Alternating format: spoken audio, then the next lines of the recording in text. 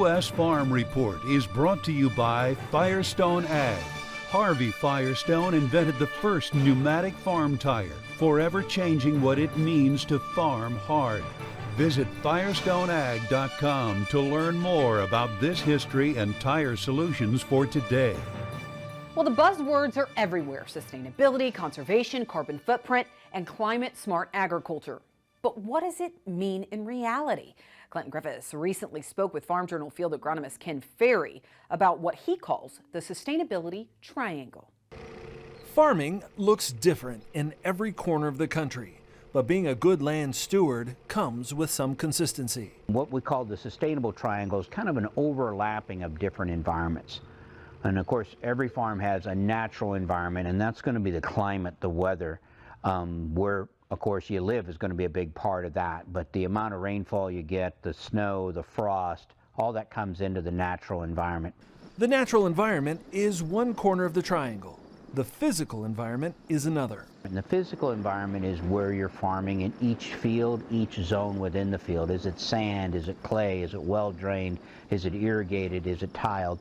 And then there's the human environment. Of course, that involves finance as far as how much revenue we need to generate from the farm. It talks about thinking about the equipment, the manpower that you have, the ability, the skills. It also includes things like government regulations and incentives to perform certain practices.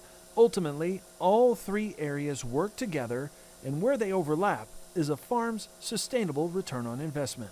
So you may have a plan made out on how you're going to put the year together, and then we have a drought or we have a monsoon.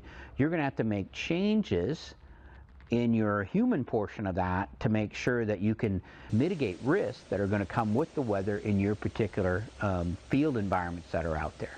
This year, for instance, challenges are coming from input costs as farmers seek to balance expenses with managing the physical environment. Because of the cost, we need to use less, but we need to get the same or more out of it. Those same efficiencies, though, play well into nutrient reduction, as most of the nation's being called on trying to look at our nutrient reduction loss strategies. How do we reduce the amount of nutrients that get into our environment?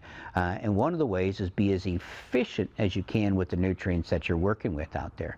Utilizing things like the 4 R's, the right rate, right product, right time, and right placement, can benefit the environment and the bottom line. We can reduce some of our inputs, which will help us out financially by being more efficient with our timing and placement, but it's going to add labor to the picture, and it's going to add machinery to the picture. Things to consider when moving fall nitrogen applications to spring, or even splitting up applications to improve efficiency and reduce the opportunity of nutrient loss. Every time we break a nitrogen application, we pick up somewhere around 10% efficiency. So if we break it up a series of times, we can reduce the amount of actual product that we put on out there to reduce our cost as far as the product goes and reduce our potential for pollution. But if a farm hasn't implemented things like no-till, strip-till, or cover crops before, it's important to get experience first. My recommendation is you look at the nutrient reduction loss strategy. I do believe, for instance, no-till, strip-till, and cover crops are going to be part of it, meaning that they're going to be a big part of it probably.